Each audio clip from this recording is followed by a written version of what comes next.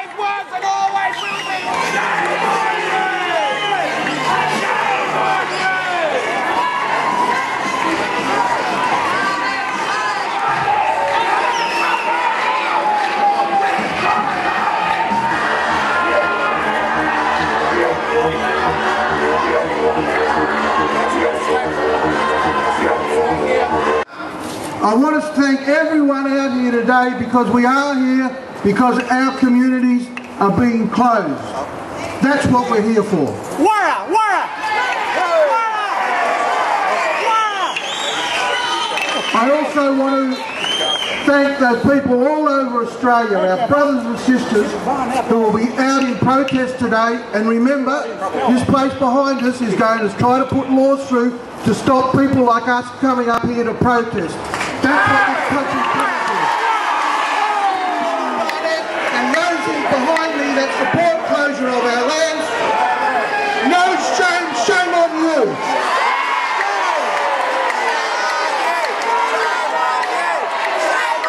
One of the 5 definitions of genocide from the Convention on the Prevention and Punishment of Genocide is deliberately inflicting on the group conditions of life calculated to bring about its physical destruction in whole or in part.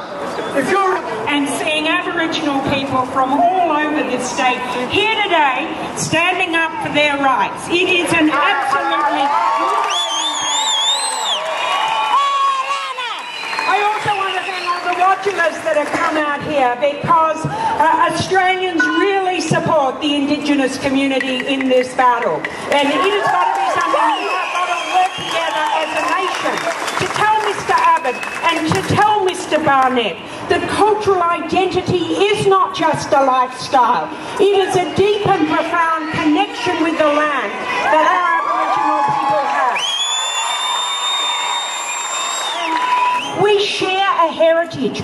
We share a heritage. Your heritage has to become part of ours. And my God, do we know that we need some of your spirituality, some of your ability to connect with the land, some obsession with something other than pure materialism. So I worked for Gough Whitlam in what was at that time called the outstation movement, where we actually took people back onto country and we took them back for a good lifestyle, a good living, peace.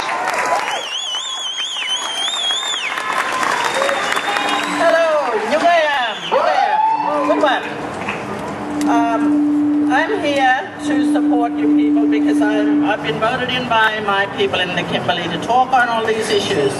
I'd like to say that the state government has still not commenced any meaningful consultation with Aboriginal people, and this government has caused widespread anger, particularly to those people currently living in remote communities and regional areas. To Mr. Barnett, these people are key stakeholders. Why aren't you talking to them?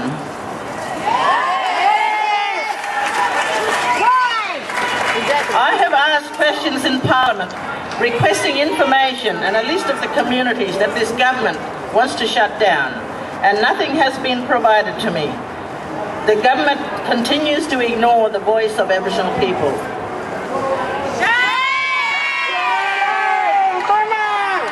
As Aboriginal people, we must keep our culture alive. Strong culture and strong people. Yes!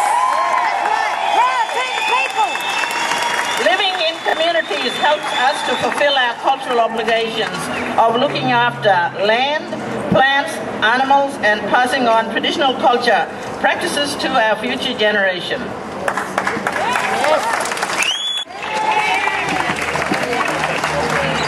Thanks everyone, and can I congratulate Josie Farrah, the Labor member for Kimberley, on a wonderful address. Can I also acknowledge the traditional owners of the land on which I stand today, and also say what a wonderful demonstration of support for Indigenous people across Western Australia we have here today.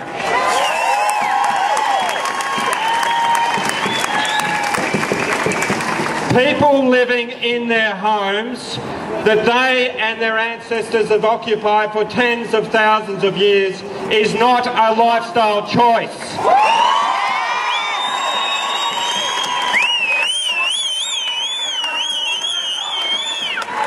What Tony Abbott and it appears Colin Barnett do not understand is these are people who are living in their homes as they have for many years, and their choices, Colin Barnett's and Tony Abbott's, means that these people, when kicked out of their homes, will inevitably become fringe dwellers, alienated from the land on which they've lived, alienated from their ancestral lands, and alienated from the homes and communities in which they live. And that is wrong.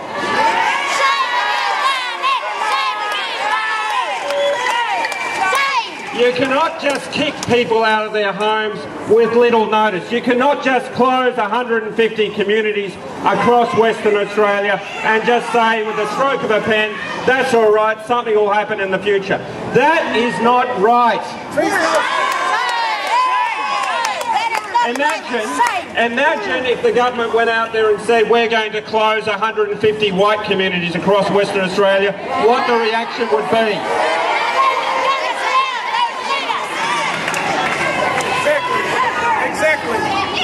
Tony Abbott has made this decision to withdraw funding, but my great objection is this. The state government did not fight Tony Abbott.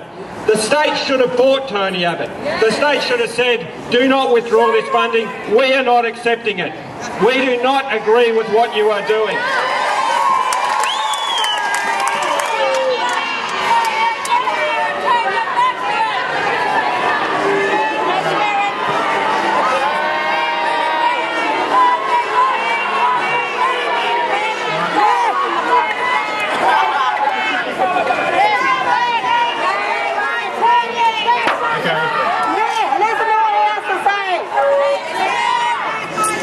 Okay, I just want to make a few comments, if you wish to listen. Your choice. Can I make a few comments? What gives you the fucking right? Okay. First, can I acknowledge the struggle of Aboriginal people? I say that quite genuinely. I do. No, you don't. And it may surprise you, I think it is a Look, I'm trying to speak. You already stole our land. Man, you don't come through the table and speak. So I acknowledge the struggle of Aboriginal people since the first white But you're black settlement. full of yourself. I actually applaud you for coming here today. You're getting your own all. So this issue, and it's about closing the gap nationally, and that has been Colin a struggle. It's been an issue that has been before Australian and state governments, and it might surprise you, I played a role with Kevin Rudd in initiating that process.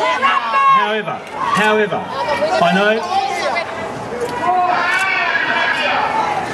Can I say, I know in West Australia there is the. You're racist against them people. That's what it is, Colin Barnett. No, I am not racist. We can see it on the interview. You are. So, the West Australian government, myself, and as someone who was a former Education Minister, and Peter Colley, the current Education Minister, is here with me. There are a whole lot of issues. There are a whole lot of issues. Can I say to you, no Aboriginal people will be forced from their lands. No Aboriginal people will be forced from their communities.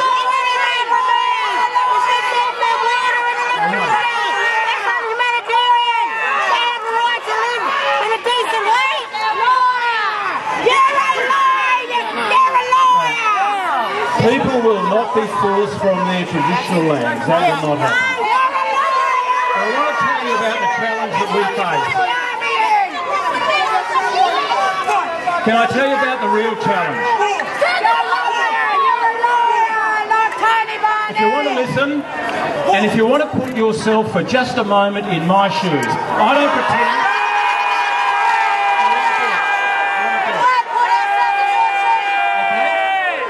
All right, you won't put yourself in my shoes.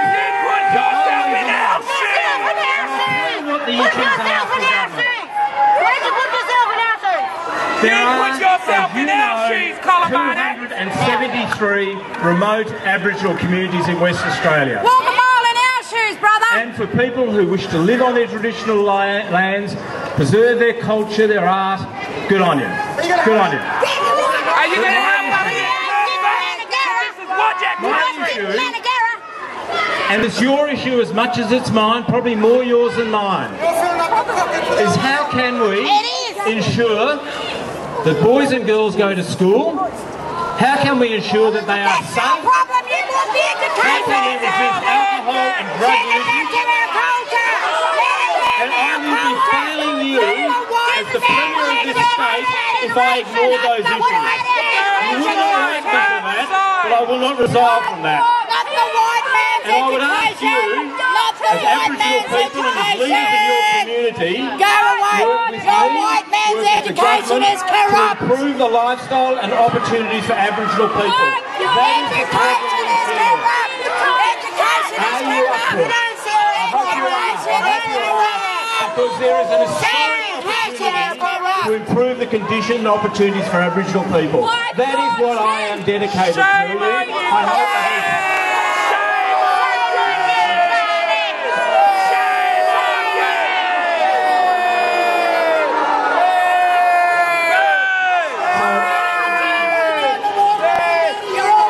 So that is what I will try and do as Premier. I hope at least some of the Aboriginal communities come along and improve the opportunities. I want every boy and girl in this state, whether they be white or black, to grow up to be healthy and to be safe. That is my responsibility as Premier. I ask you to join me in that. Thank you for listening.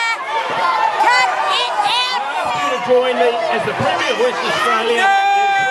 We're not joining you!